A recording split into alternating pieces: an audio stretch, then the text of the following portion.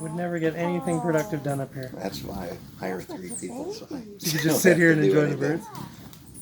But there still seems to be a honey-do list. It would come up over here. Okay.